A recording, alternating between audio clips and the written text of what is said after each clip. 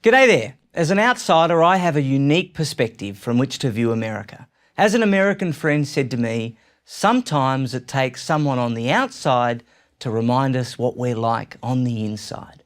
I'm an Australian, you might have already guessed that, and I love my home country, and I am proud that my nation has long been a reliable American ally. But I know that Australia is not America, and that my country has not achieved what America has achieved. No country in human history has. What makes America different? There are many answers, but start with one you might not have thought of. Most people think America is all about success. I see it a little differently. I think America is all about failing. Most people in the world don't get the chance to fail, but Americans take it for granted. Only Americans say, if at first you don't succeed, try again. There's even an academic study to prove this. According to a study by Harvard Business School professor Stephen Rogers, most entrepreneurs fail 4 times before they succeed. Success takes timing and hard work, some good luck, many other factors.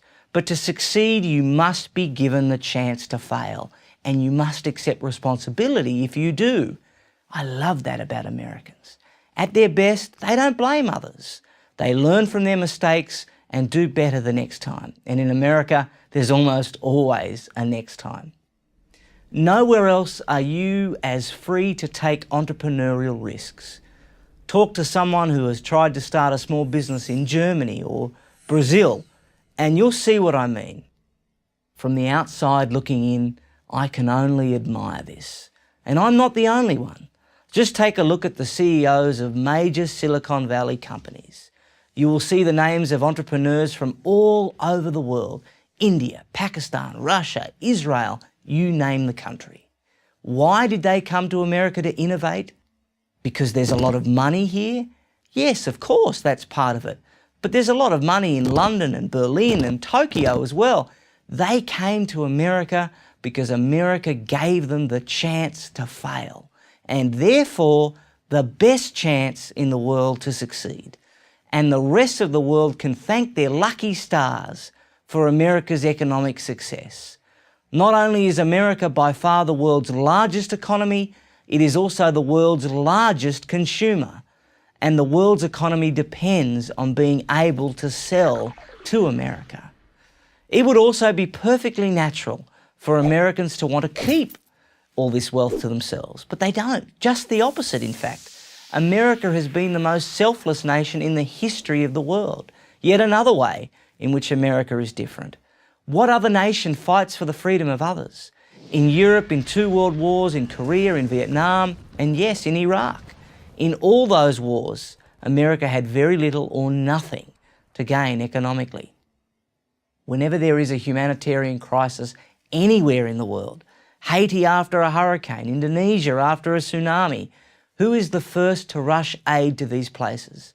No matter where the calamity is, at home or abroad, Americans invariably raise millions of dollars almost instantly to send food and clothing and supplies to people in distress they don't know and will never meet.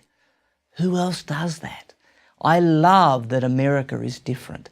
What worries me about America is that I see her increasingly trying to act like other nations. It worries me to see that so many Americans are drawn to the ossified ideas of Europe. That's the old world. It was old in 1776 even, when America broke away from it. Why would America want to reverse its own revolution?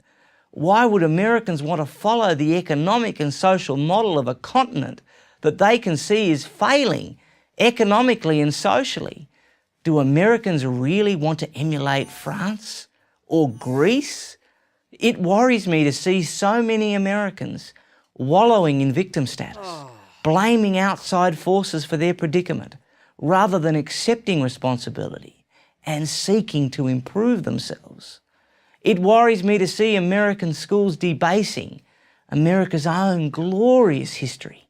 It worries me to see America's debt and government grow larger while its military and its personal freedoms shrink. It worries me because a weak, self-doubting America is bad for everyone, everywhere, who loves freedom.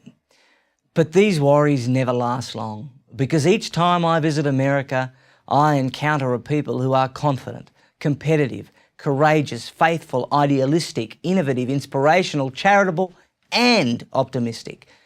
It's like no other place in the world. I pray it stays that way.